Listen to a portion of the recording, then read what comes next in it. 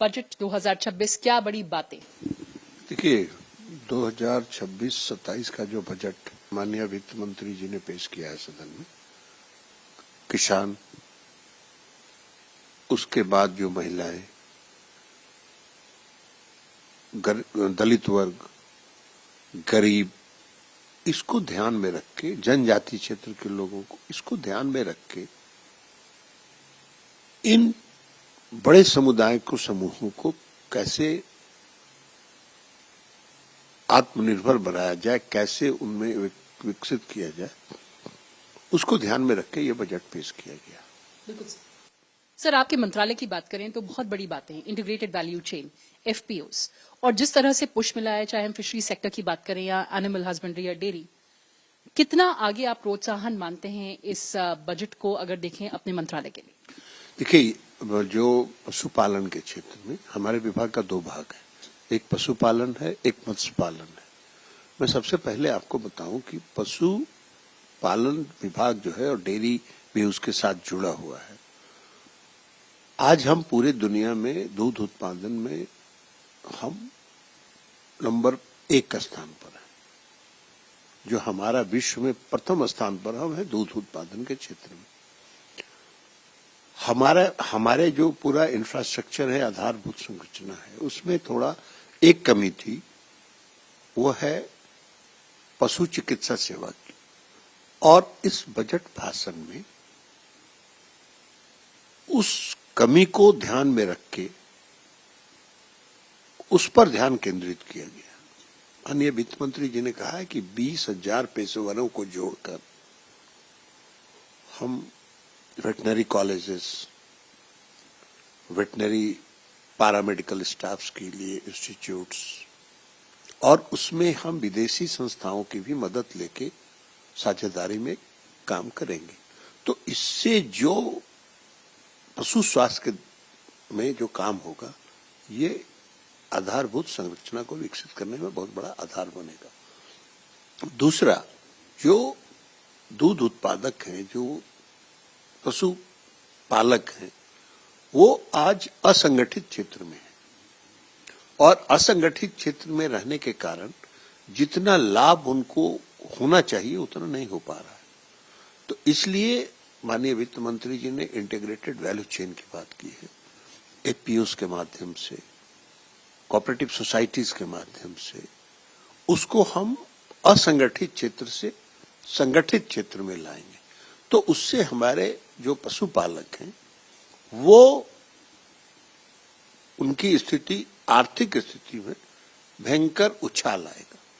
ये उस दिशा में एक काम है। इसके अलावा जो माननीय वित्त मंत्री जी ने कहा है कि क्रेडिट लिमिटेड सब्सिडी आधारित जो उद्यमिता है, उसमें भी हम प्रावधान करेंगे, उनको भी हम प्रोत्साहित करेंगे।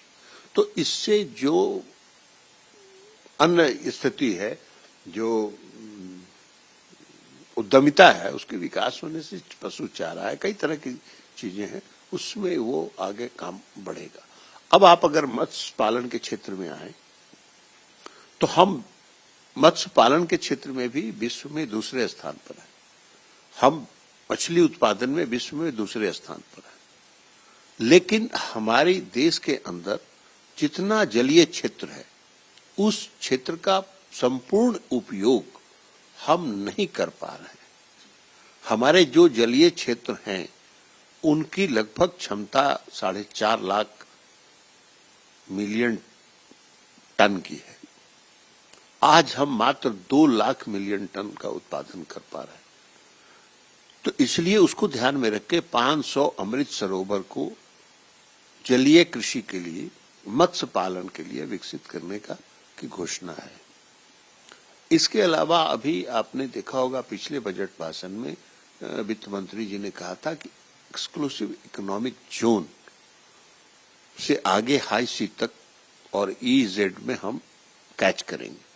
वो कैच करने में एक अभी समस्या थी कि ईजेड का प्रावधान नहीं था, और ईजेड में अगर कोई कैच होता और हमारे देश में किसी भी बंदरगाह पर या हार्बर पर अगर वो उतरता फीस लैंडिंग सेंटर पर अगर उसको उतारा जाता तो वो आज के कानून के मुताबिक, अब तक के कानून के मुताबिक वो इंपोर्ट माना जाता था।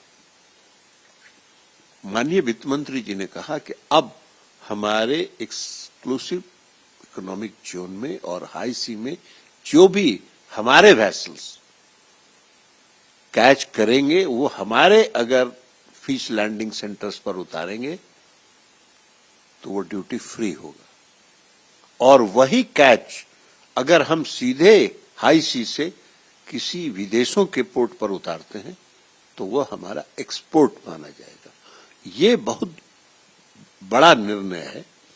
और एक बात आपको हम बता दें कि जब ईजेड और हाई सी का हम लोगों ने गाइडलाइन जारी किया था, उसके बाद विदेश मंत्रालय ने यह जारी किया है कि हमारे एक्सक्लूसिव इकोनॉमिक जोन में और हाई सी में जो भी वेसल्स फिशिंग करेंगे वो सिर्फ हमारा जो राष्ट्रीय झंडा है तिरंगा वही लहराता हुआ फिशिंग करेगा। कोई विदेशों के वेसल्स को हम लोग उसमें अनुमति नहीं दे रहे हैं। तो इसलिए ये सारे जो निर्णय हैं वो हमारे पूरे पशुपालकों के लिए, मत्स्य पालकों के लिए एक लंबी छलांग लगाने वाला की घोषणा है, और ये आने वाले समय में उनके आर्थिक उत्थान में एक मील का पत्थर साबित होगा।